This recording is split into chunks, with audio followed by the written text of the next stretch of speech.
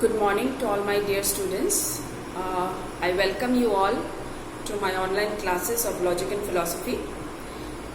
As all of us know that we have started with our third chapter, that is hypothesis. अब तक हम लोगों ने 2 chapter finish किया है. First one is induction, second is grounds of induction, and now we have started with our third chapter, that is hypothesis. Okay. So in my previous video मैंने आप लोगों को समझाया था what is a hypothesis and what is a nature, what is the nature of hypothesis or what are the characteristics of hypothesis. Okay. आज का जो topic है, आज का टॉपिक का नाम है stages of hypothesis. Okay. I have already to tell you that there are 7 topics in this chapter. इस चैप्टर में आप लोगों को 7 टॉपिक्स पढ़ना है. तो सबसे पहला टॉपिक था हाइपोथेसिस क्या है और हाइपोथेसिस का नेचर क्या है. So before proceeding to our today's class मैं क्विकली थोड़ा सा रिवाइज कर देती हूँ माय प्रीवियस क्लास, ताकि आप लोगों को इजियर हो और जिन बच्चों ने प्रीवियस वीडियो नहीं देखा है उनके लिए भी इजियर हो. पर मैं सजेस्ट करूंगी आप लोग सारे वीडियो अच्छे से देखें. Okay, so you just start from the beginning. सारे वीडियो अच्छे से देखें क्योंकि एक के बाद एक टॉपिक आ रहा है. Otherwise and all the topics are connected to each other. Logic में सारे टॉपिक्स एक के साथ एक कनेक्टेड है. सो अगर आप लोग प्रीवियस वीडियोज नहीं देखेंगे तो फिर you will find it difficult to understand. So my suggestion to you that you should watch all the videos. ठीक है? So this is my second video on the chapter hypothesis. So what is a hypothesis? A hypothesis is a tentative suggestion made for explaining fact.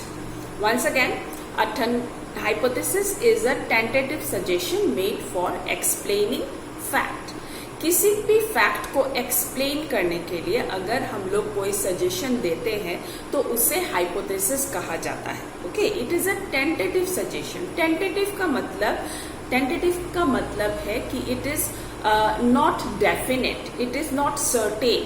Okay, it is only a tentative suggestion made for explaining fact. Okay, so कोई भी problem को अगर हम लोगों को solve करना है तो फिर हम लोग शुरुआत कहाँ से करेंगे? हम लोग शुरुआत करेंगे हाइपोथेसिस से. हाइपोथेसिस से हमेशा हम लोग शुरुआत करते हैं. Okay, so in one way हम लोग ये भी बोल सकते हैं कि अंदाजा लगाना, उसको भी हम लोग हाइपोथेसिस बोल सकते हैं.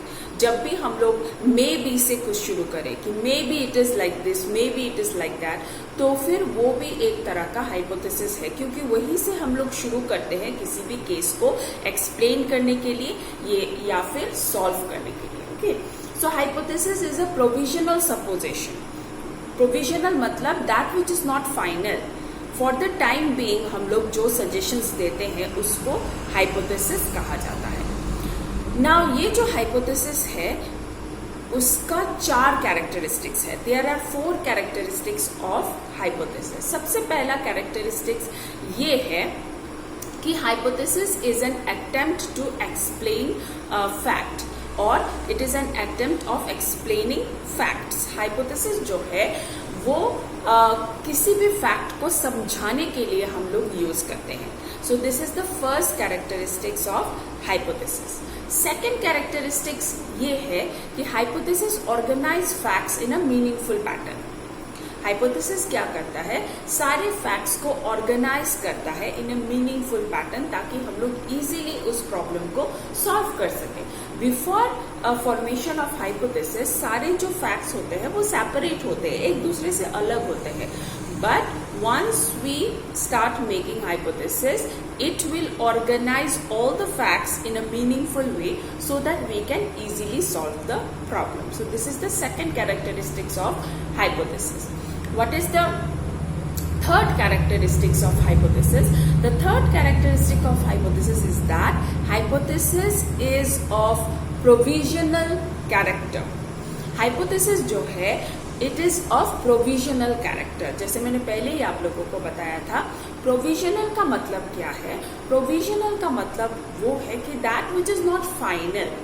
अगर कोई हाइपोथेसिस फाइनल बन जाता है तो फिर वो और हाइपोथेसिस रहता ही नहीं, वो एक सच बन जाता है, एक ट्रूथ बन जाता है. Once the hypothesis is final, it becomes truth. It is no longer a hypothesis. So hypothesis का जो नेचर है वो प्रोविजनल है. It is provisional in character. It is not final. Okay, it is for the time being. It is the suggestion which we made for the time being.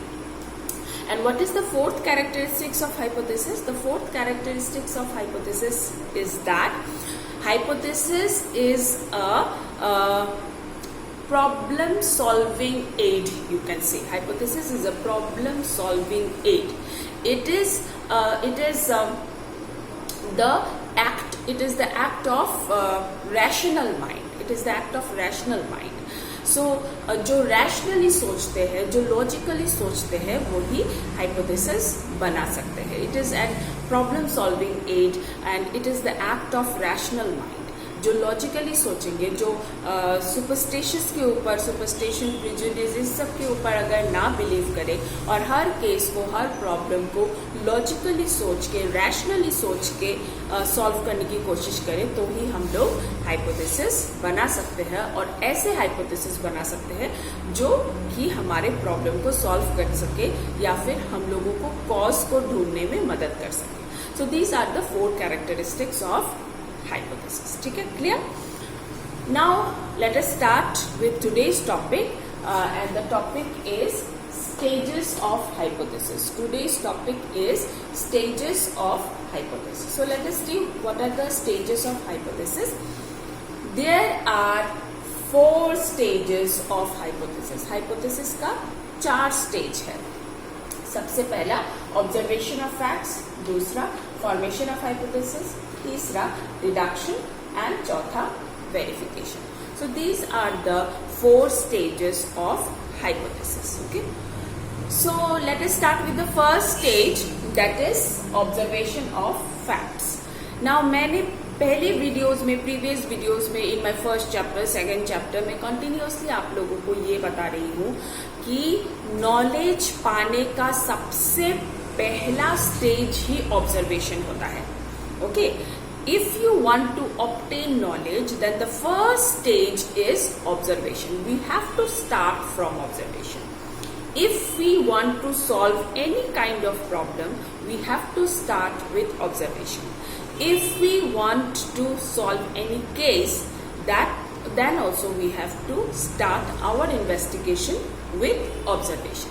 So observation is the first stage of hypothesis, and as we all know by now that observation is not similar to simple perception. Observation और simple perception same नहीं होता है. ठीक है, observation जो है, it is the regulated perception of events with a definite purpose. जब भी हम किसी पर्पस के साथ किसी चीज को ऑब्जर्व करें, then that is known as observation. Okay, that is not simple perception.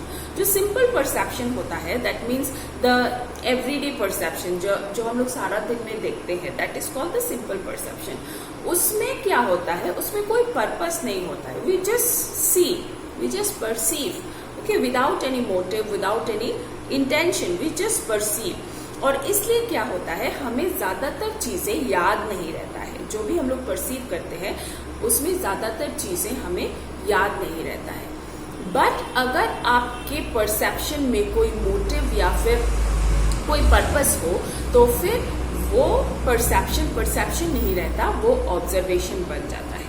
Okay, so observation is the first stage of hypothesis, जहां पे हम लोग ऑब्जर्व करते हैं with a definite purpose. And what is the purpose? The purpose is to find out the cause and to solve the case or to solve the problem.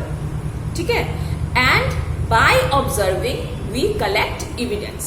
हम लोग collect करते हैं evidence.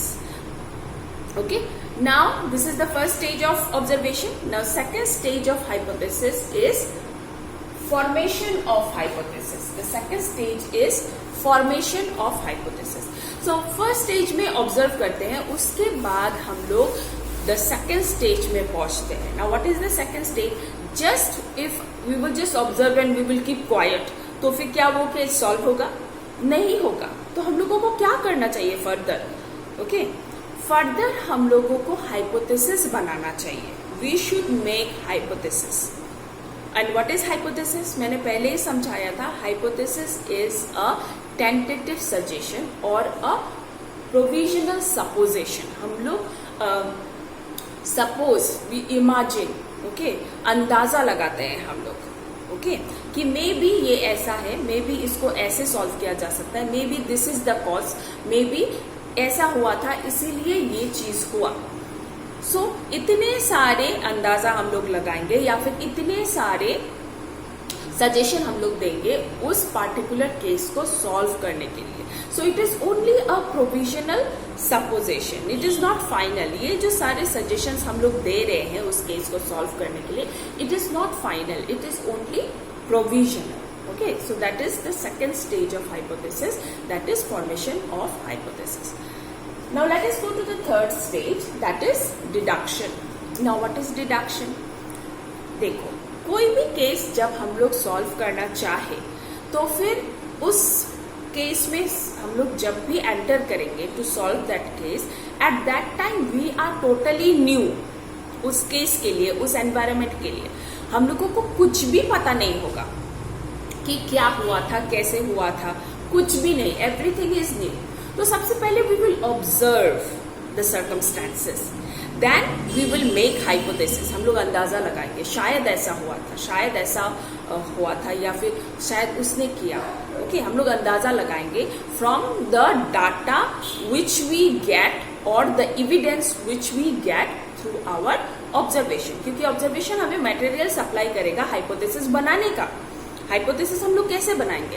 हाइपोथेसिस हम लोग बनाएंगे by the materials supplied by observation, ठीक है। सो उसके बाद जब हम लोग हाइपोथेसिस बनाएंगे, हम लोग एक हाइपोथेसिस, हम लोग को तो पता नहीं है कि वहां पे क्या हुआ, सो हम लोग सिर्फ एक हाइपोथेसिस बना के नहीं बैठ सकते हैं। We have to make so many hypothesis in every direction, we have to think, हर डायरेक्शन में हमें सोचना पड़ेगा, and we have to make so many hypothesis, right.